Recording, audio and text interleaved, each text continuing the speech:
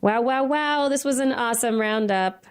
Remember that all the links to these papers will be up on the episode show page at stemcellpodcast.com. And, of course, they can be emailed directly to you by signing up for the newsletter. So now let's get into the interview segment of the show. And with our interview today focused on the brain and these neural stem cells in the eyes. A reminder from our friends at Stem Cell Technologies to check out their really cool wall chart focused on neural stem cells. Wall chart provides an overview of how neural stem cells can be derived or cultured from various tissue sources and differentiated into specific neuronal and glial subtypes, along with many other topics. And this wall chart was created in partnership with Nature Neuroscience and was co-authored by Clive Svensson. Stem Cell Podcast listeners can get their free copies at www.stemcell.com/getnsc wall chart. Okay, so our guest today is Dr. Deepak Lamba, assistant professor at the Buck Institute. Dr. Lamba's research is focused on identifying new methods to treat degenerative vision disorders, including macular degeneration and retinitis pigmentosa, using stem cell technology. His work is considered pioneering amongst those focused on developing efficient methods of making retinal cells in a laboratory dish. His lab is currently concentrating on long-term efficacy and safety studies, which are essential before this form of therapy becomes available to patients. Today, Dr. Lamba is here to discuss this and the details of his most recent publication in Cell Stem Cell. Dr. Lamba, welcome to the show. Hi, guys. Thank you for inviting me to this. You are welcome. We're excited to talk with you. I mean, you're doing such amazing work. Can you get started by expanding a bit on a few more details about your laboratory and what you focus on? My background is sort of dual. I started off as a medical doctor back in India a long time ago, and then moved here to the US to get a PhD. And this work actually started out as my PhD graduate student research project, where I was these were early years when stem cells were, or at least the human stem cells were first discovered. And so my research project involved, can we take these cells and make them into an eye, which at that time was considered a huge task. Can we actually even do this? Fortunately, working in a lab which studied how the eye develops in an embryo allowed us to get the right cues working. And so when we started doing this, we slowly figured out that if we just give these cells all the right conditions as they are developing, as they would normally develop in a body, they do use these cues to self-direct them to specific fates. And so we sort of guided them to become the head side of the body, and then guided them from the head to the eye. And lo and behold, it actually worked, which was a big surprise when we first started doing this. Since that time, the lab's been working on how do we go from cells that we make in a dish to something that can actually be used in patients. And so I moved here to Buck Institute about 5.5 years ago. At that time, I had just published my first research paper, again, in cell stem cell at that time, to show that these cells actually have the ability to go in and integrate into a mouse eye, and more importantly, an eye of a mouse which can never see. So these are mice who are born blind from birth, put the cells in, and at that time, we could see that at least they were locally connecting to the circuit. Since I moved here, we figured out that even though this process works, it's an inefficient process, and so we've been working on barriers to integration. Why do these cells don't do this very, very well? Since over here, we've been looking at a bunch of different barriers. We published a paper about almost 6 months ago in Science, looking at the inflammation, the environment, degenerating environment, which is an environment where everything's sort of going bad. And so how do we fix that and get cells to go in? And then this paper was, what's the role of our body's immune response to these cells? So those are some of the projects that we're working for cell repair. We have other projects working on how do we take these and use that to make a disease in a dish? How do we make a human diseases in a dish and use that for disease studies, identifying new drugs, stuff like that? Before we get to all the other stuff you're doing, I mean, let's elaborate a little bit, because you glossed over this stuff, but it's a big deal. So I guess just to put it simply, I guess the appreciation in the field has been the eye. It's a great place to start. There's these trials in Japan that were a little bit, had some issues, but now I think they're back on track using iPS cells. And the idea was this is a great place to start because it's immune privilege. You can put non-genetically matched cells in there and they can integrate and be retained. And I guess the fundamental insight you had here is that not so much the case, that it is actually an inflammatory environment, and that in order to get the best integration, we may need to protect these cells. So what led you to that insight? I mean, everyone, all the dogma, I'm always fascinated by the dogma. You know, everyone says, oh, it's great. It's immune privilege, immune privilege. Why were you the guy who said, well, maybe not so much? What led you there? A part of it was that you always see some inflammation in the eye, in the brain, all these areas which are always considered immune privilege. If they were so privileged, why would you ever have inflammation happening? And we also knew that anytime you're going into an environment which actually has ongoing degeneration, so the cells are dying, and that causes all these barriers which are naturally present to start now becoming leaky. And anytime you have a leaky barrier between the blood and the tissue, everything's going to go in. We just did not think that just by assuming it's a privileged issue, it's actually going to work when you go into an environment where there's ongoing degeneration. Also, the other thing we found was when we were doing our earlier work, when we were doing this we did do some immune suppression, but not in a very efficient way. We found that these cells go in and they integrate into the tissue. But you look at the same eyes about 2 or 3 months later and you don't see anything. What most people suggested at that time was maybe the cells just, once they don't fit into a circuit, they just die off. And to me, that did not make sense at that time. Our idea was, can we just go in and test this hypothesis out that no, it is not so immune privileged. And there were some reports earlier also in literature suggesting that the eye after degeneration does not retain its privileged status. And so that was the idea at the time. And it was difficult to get funding for it because it was against the dogma. And now this really doesn't make any sense. So we were fortunate that we had a small foundation step up and put some money for us to carry out this work. And so in moving forward on the work, I mean, you're basically getting rid of the 3 blind mice. No more 3 blind mice. Now there's like 2 blind mice. So the next steps are to do this, we had to actually use a genetically knocked down mouse, a mouse where we knock down a certain receptor. We can't really do that to patients. And so now it's going from identifying a pathway to identifying either antibodies that could be used to block these receptors out, or potentially using small molecules to sort of get around this issue of cell rejection. The other way around it probably would be to identify better cell anti-rejection cocktails which might work in the eye. Because these are, if you try to do general body immune suppression, you can't really do it really long term. And so what we are hoping is to find ways that we can do it sort of locally so that we don't really mess up the whole body. So that puts in all the previous, I mean, I've heard some hints out there of some of these pilot studies that have been going on. I know, what was it, Geron initiated one or whatever took over, Geron, Okama, whoever, he's doing these studies now, I thought with AMD. I don't know, you could tell me. But right. It puts it into finer focus because I figure that with these early trials, they've been using banked ES cells, right? With the assumption that this was an immune privileged area so they wouldn't have issues. And in spite of that, I feel like they've had some encouraging results, perhaps, that maybe they haven't released, maybe some of them they have. And also the study early on in Japan. So is this kind of reframe the approach before we go forward with those studies that are supposed to be the first in man, real proof of principle for iPS or stem cell derived therapies? If they don't work because of immune response, I mean, should we even move forward with these studies? Sure. There's a lot of value to the studies that they're doing, actually, because one, we're using artificial model systems still, like what we're doing is still in a mouse model, and we really will never know if that same thing will hold true in a human. The studies, both Geron as well as Okata trial, which is now Estrella's trial, are critical to identifying these issues that we may or may not face in humans.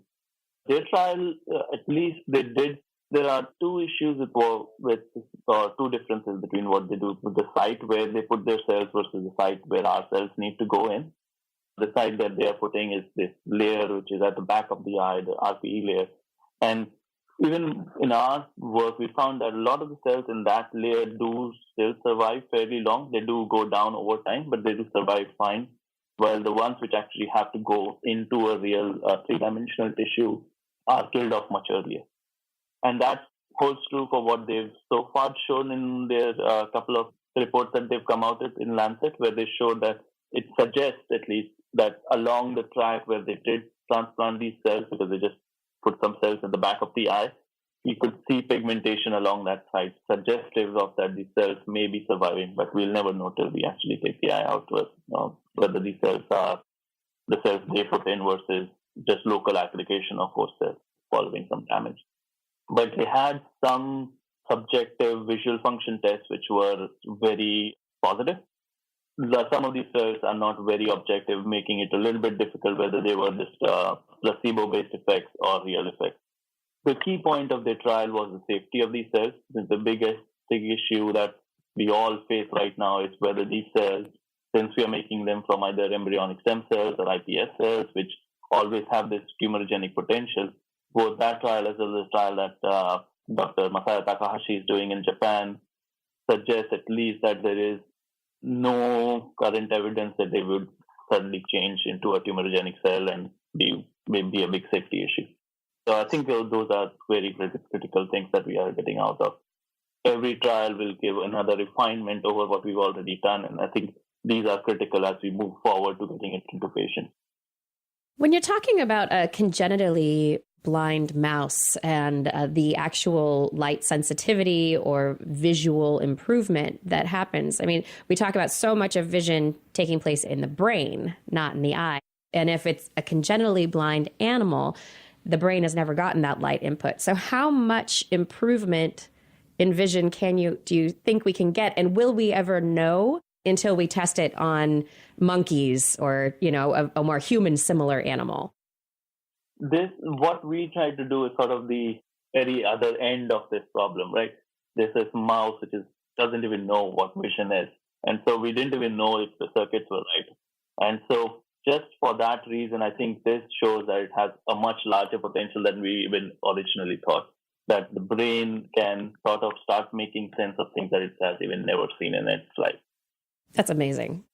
There's a lot of precedence for this, actually. So there have been studies where there are all these kids who were born congenitally blind because their corneas were opaque. And once they get some sort of a corneal transplant 10, 20 years later in their life, they slowly learn to make sense and can live a normal life after. The brain is amazingly plastic. It can just start figuring things out. And there's actually a very cool study done at the University of Washington. So I always bring this up whenever I talk to anybody, because essentially that they've been working on are these squirrel monkeys. What we don't know about these squirrel monkeys is all male squirrel monkeys are completely colorblind, and all female squirrel monkeys have normal vision. What the group has been studying is treatment of color blindness by gene therapy. They actually train the monkey to, following gene therapy, for them to start to figure out if they're actually making sense of this new color that they've never seen in their life. And they put the virus in to gene therapy for using a virus. They know the virus gets expressed in about a week's time, but it takes them about 14 to 16 weeks, if I can remember correctly, for them to start seeing this new color. So the brain starts processing this new vision, can make sense of it. And they can actually, they have found ways to do with color vision testing in monkeys, and it works. There is enough evidence that even if we go into a condition where either the person has been blind all their life or has lost blindness very early and then we do this treatment later, these signals that go to the brain will start allowing the brain to start making sense by rewiring itself. I think the different areas of the brain too, I think one of the big questions is the critical period in the brain for development of certain areas. And I think it'll be interesting going into this research to find out the boundaries. What is the extent of critical period for developing the visual systems of the brain, and how much will the vision actually develop after? So fascinating. Right. Yeah. The acuity will be something to figure that out. Yeah. Yeah, it'd be so interesting to see. This is something we don't know. We could provide some context for, it's one of the most difficult things to imagine, being blind, for someone who's sighted. Can you give us some context for, like, in terms of these patients? They have this progressive vision loss, which manifests as just loss of focus or dark spots in their visual plane. And then in turn, with a therapy like this, how does that recover? Does it just is there more clarity? Or, as you alluded to, do you just need to get a little improvement or to arrest the degeneration for your brain to kind of compensate and to you to kind of like learn to be functional with your new kind of diminished capacity? Sort of a loaded question there. Like, one is, when do we actually go in to treat these patients? That's been the biggest challenge in this field. So the general prevailing idea right now is we don't go in till a point that they've lost so much vision that it's affecting their quality of life. Till that time, what you want to do instead is find therapies which can slow down the degeneration or arrest it completely. So at that point, then the brain can start using whatever information it's getting. And that's the ideal way to go about doing it. And then, because you can imagine putting these cells in itself is sort of a damage. So you really want to go in and do this once they've had severe quality of life issues that they can't even walk around the room. At that time, it's ideal. Now we go in with cells. The big challenge in the field is, how do we get enough cells to go in? Part of the reason is, we as humans, we have close to 100 million light sensing photoreceptors in the eye. And there's no way we can replace all of them. The best case scenario would be getting even a few 100,000 to go in around the central part of their vision, so they can have some useful vision.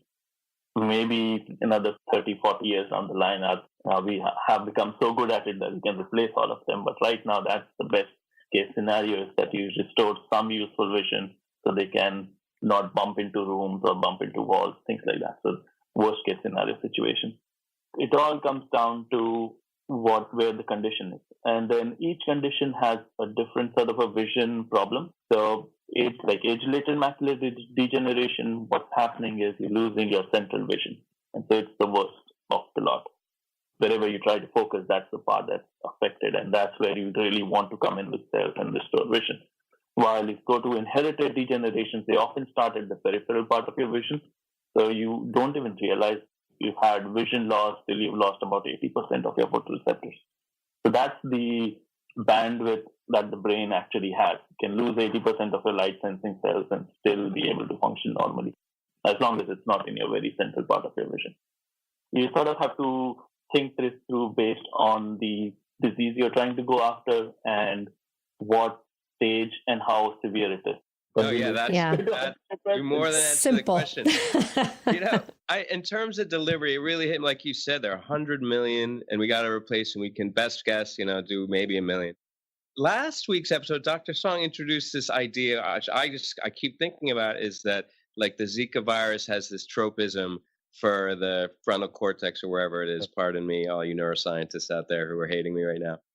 But is there, instead of doing a cell-based type thing, have you thought about, because you also talked about curing a color blindness with gene therapy, is there a way that you can kind of rescue the pathology in these cells by delivering something that's non-cellular? Is that an idea that's out there?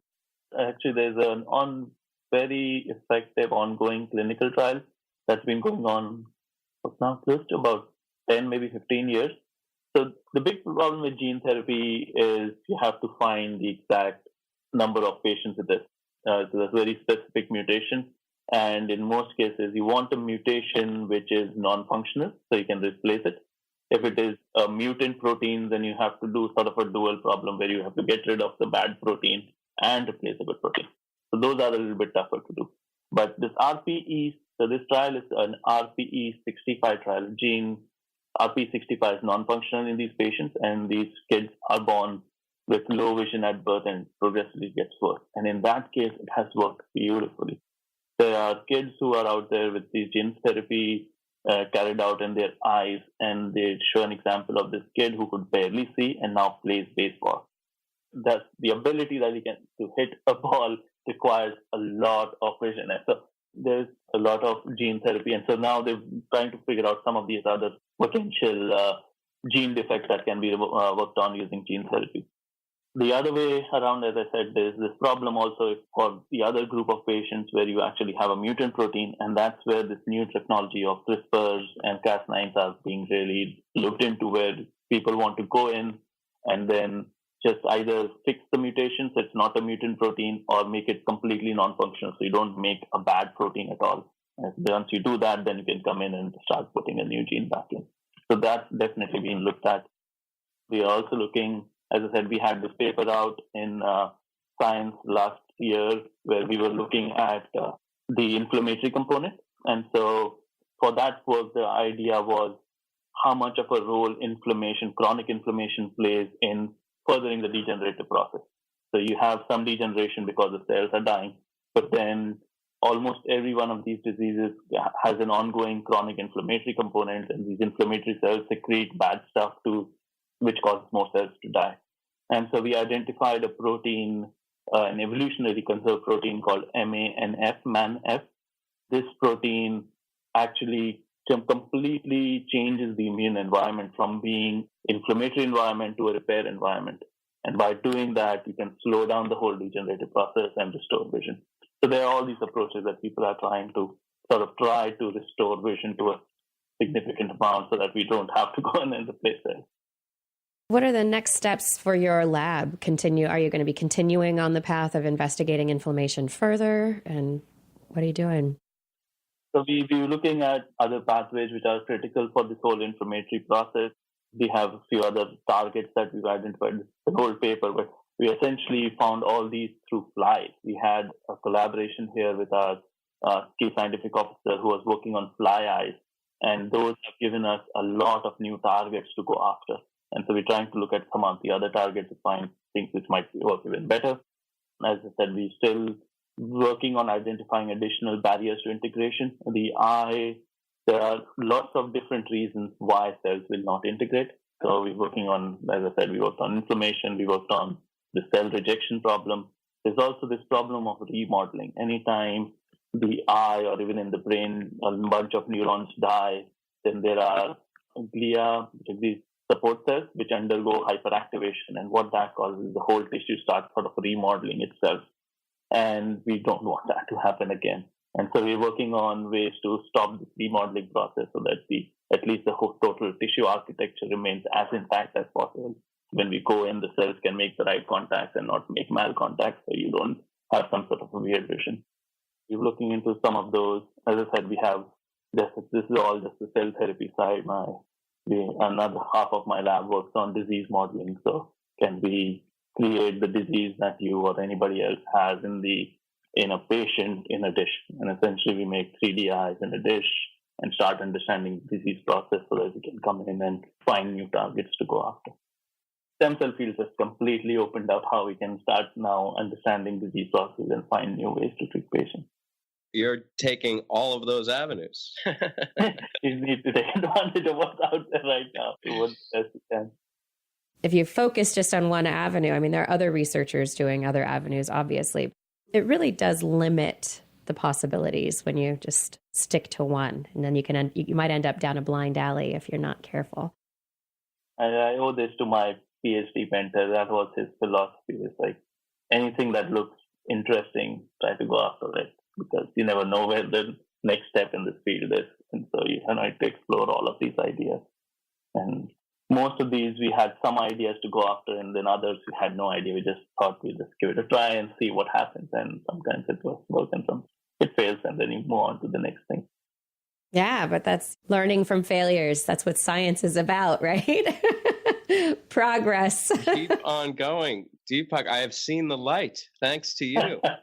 Yeah, well, hopefully we will be repairing people's eyes sooner than 30 to 40 years from now, Hopefully it'll be much sooner. And yeah, the field is really moving forward. And as I said, some of these other trials which have happened have given us enough hope that we won't do more harm, because that's always the first thing. Being originally trained as a physician, that's the first thing that comes to my head is like, no harm. Anything addition you can do will be great for these patients. And so these trials at least have suggested that we hopefully won't do harm. And so now we just need to add on to those successes and find better ways to do this, and hopefully restore very good vision in patients. Yeah, hopefully. There are a lot of people out there who would love that. Thank you so much for your time today. It's been wonderful to hear about your research firsthand from you. Thank you. Yeah, thank you for inviting me. This was fun talking to you guys. Of course, a lot of fun. Congratulations on your success. Keep it up. Thank you. More success. We'll see you later. Thank you, guys. Bye-bye. Bye. Thank you.